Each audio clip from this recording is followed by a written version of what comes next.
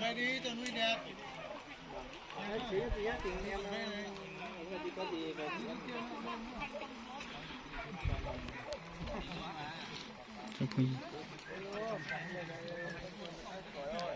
nhớ dùng chụp hình sợ đó nó nói này bao bé tôi chỉ nè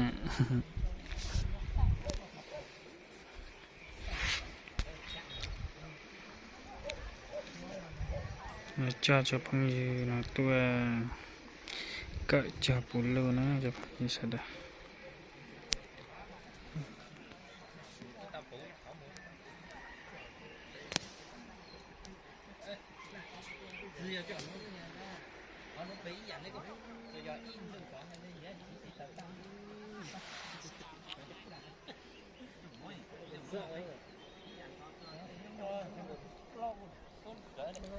chụp hình gì nữa tại nó do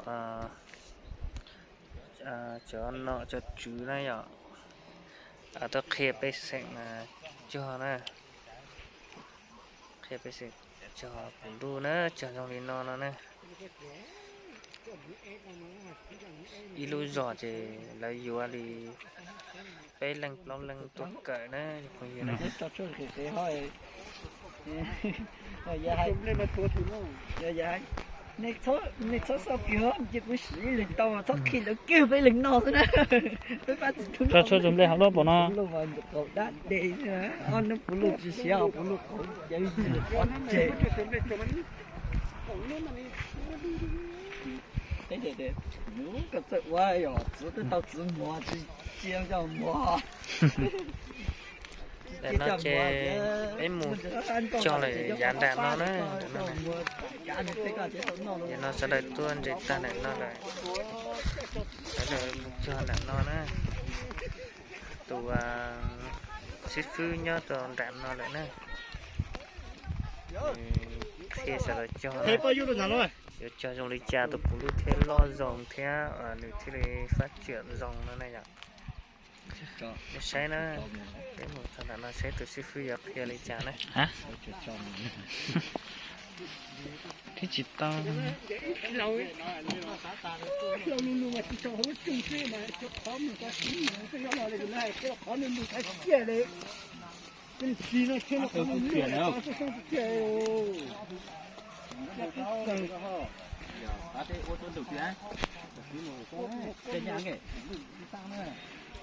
ồ lục sang phải go ồ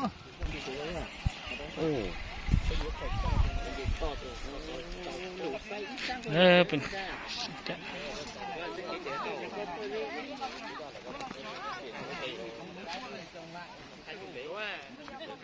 bây giờ mình đặt từ xí phứ là nó lấy tắt rồi cho là nó xí phứ là nó bây giờ mình sẽ được kia đi trà cho đi trà nó bây giờ bao cho luôn nó nè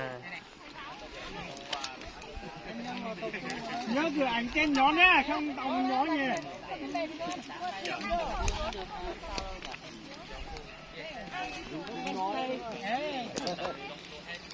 Cây của nó đấy. Cây của nó là không gì đâu.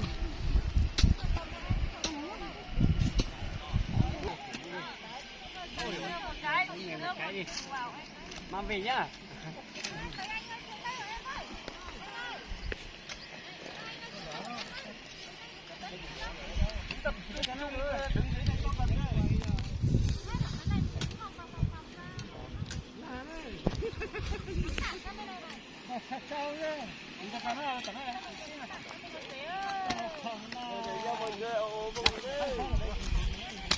cho đào 30 phân đào 30 phân đào phân được hết rồi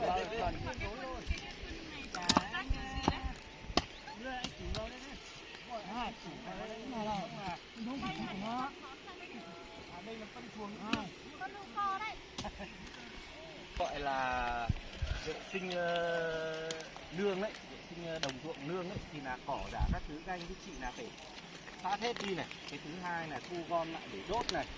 Còn cái biện pháp hôm qua nữa là có cái chỗ mà phun thuốc cỏ thì là mình khuyến cáo là không nên phun, bởi vì là đây là những cái loại hoa quả mà ăn trực tiếp. Khi mà phun cái thuốc đấy xuống thì là nó sẽ ngấm xuống đất và đến lúc mưa mà nó tan ra thì đồng thời là mình trồng cái cây dứa này cũng được ra quả ấy, thì là cái thuốc nếu mà xét theo về cái nó xét hiện, nếu mà ở cái ngưỡng an toàn thì nó sẽ cấp phép cho mình là dứa an toàn việt gáp, mà nếu mà nó không đảm bảo các cái khâu như thế thì là người ta sẽ không chứng nhận cho, và mình sẽ không có cái bao bì tem nhãn mác là như vậy. Chính vì vậy mà chúng tôi cũng khuyến cáo các hộ là chúng ta chỉ gọi là phát dọn thực bì cơ bản, sau đó là thu gom lại để đốt là chính, còn không nên phun thuốc cỏ là cái thứ nhất. Cái thứ hai, về cái tiêu chuẩn cây dứa đây, thì cái tiêu chuẩn của cây dứa này như hôm qua ấy, một số kinh nghiệm của anh các chị cũng đã trồng rồi cũng biết là cái cây dứa nào nó tối thiểu phải từ 5 tháng trở đi, thì nó mới đủ tiêu chuẩn. Thì đây cây như này là quá đủ tiêu chuẩn rồi, nó phải 6-8 tháng rồi. Cái thứ hai nữa là số lá là tương đối là nhiều rồi, mình cũng chỉ cần 6-8 lá, nhỏ hơn đây một chút cũng được. Thì đây như này trồng thì là nó tương đối là chuẩn. Và cái thứ hai nữa là nó không bị non quá yếu quá, là trồng xuống đây là cái thời tiết nó khô hanh là nó sẽ bị hút thẩm thấu ngược lại, thì là cây dứa nó sẽ bị tóp đi. Nhưng mà cây dứa này nó tương đối gọi là già đủ tuổi để làm cây giống, là cái phần thứ hai. Phần thứ ba thì như hôm qua nói là do là trồng ở trên nương, nhé, nó tùy điều kiện của chúng ta thôi. Hôm qua là chúng ta là có phần làm đất tối thiểu cày bừa, nhưng đấy là chúng ta chỉ áp dụng đối với cái trường hợp mà nó là đất bằng nhé, đất bằng, đất bãi ở dưới kia kìa, có thể là ven sông hoặc là những cái bãi kia đất bằng thì chúng ta có thể là cày bừa lên, sau đó cày rạch lên để chúng ta giải phân xuống để chúng ta trồng. Còn trường hợp đối với đất đồi này nhiều khi chúng ta phải linh hoạt, không nhất thiết là cứ phải theo cái giấy tờ trên sách, mà chúng ta làm đất tối thiểu như này luôn, không cần cày bừa, mà chúng ta chỉ cần lấy cái cuốc, sau đó là chúng ta cuốc hốc và đặt xuống chúng ta trồng là một phần nữa. Một cái nữa chúng ta lưu ý là nếu có phân chuồng thì chúng ta sẽ rải trước để chúng ta bón. Đây ví dụ như đây anh đây là kinh nghiệm giữa lý thuyết với thực hành, nhiều khi là học nhưng mà nó sẽ có phần nó vẫn gọi là khác nhau. Tức là để mà cho nó an toàn cái cây dứa này nhá, là nhiều khi mình chỉ cần là làm đất tối thiểu, sau đó là mình cuốc đất này mình mang mình trồng luôn, không cần bón vội phân, đặc biệt là phân lân với phân hóa học các thứ là mình không cần bón ngay. Nếu mà bón ngay thì là ví dụ cái rễ này nó chưa kịp mà bắt ra cái là nó sẽ bị sót, phải không ạ? Thì là người ta là cứ trồng chay, mình cứ gọi là trồng chay trước đi, trồng đến khoảng 2-3 tháng sau cái là khi những cái rễ này nó đâm rễ ra thì là lúc đấy là các anh sẽ quay lại bón thúc. Giống như anh chủ nhà vừa nói đây, anh trồng như này là đến tháng 2 phải không ạ? Đến tháng 2 là bắt đầu anh mới bón phân, tức là vào khoảng 2 cho đến 3 tháng sau là anh mới bón phân, là như thế là an toàn. Nhưng có một cái thực tế ở đây là trồng như này so với cái trên quy trình của mình là nó hơi dày, phải không ạ? Nó dày một cái là tức là sau này là cái việc chăm sóc, bón phân, đi lại, thu hoạch là nó hơi khó. Anh trồng như này là trồng ngang, đúng quả đồi như này là đúng, người ta gọi trồng ngang như này gọi là trồng theo đường đồng mốc rồi. Chỉ có cái là tôi thấy là cái mật độ của nó hơi dày một chút. Nó dày như thế thì cái việc chăm sóc, đi lại, thu hái là nó sẽ hơi vất vả. Bắt buộc là như anh bảo là phải mặc 2 quần và đi ủng, rồi là phải có găng tay thì mới thu hoạch được. Cái nữa là khi chúng ta trồng dày quá thì sau này là cái chỉ là bé làm mù nữa cho khuyên trả đời nó cái thứ được khét ta cho sợ đời nó để ba xe làm mù chế rồi cái nó này xe làm chế là sư dặm xe nó trong bọn nó chỉ là chế sợ đời ban người chơi chế tả nữa làm chế là sư. Mọi người lên đây mình chụp ảnh tí đi.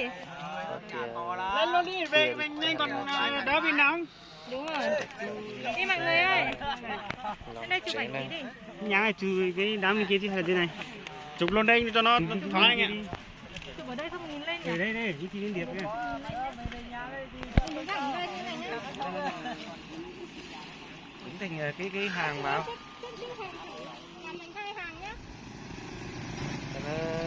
Cái sẽ lòng chế đó thực hiện mềm bọn nó chế tả thực hiện bó bịch trong tây bù luôn đấy toàn gì này thì nó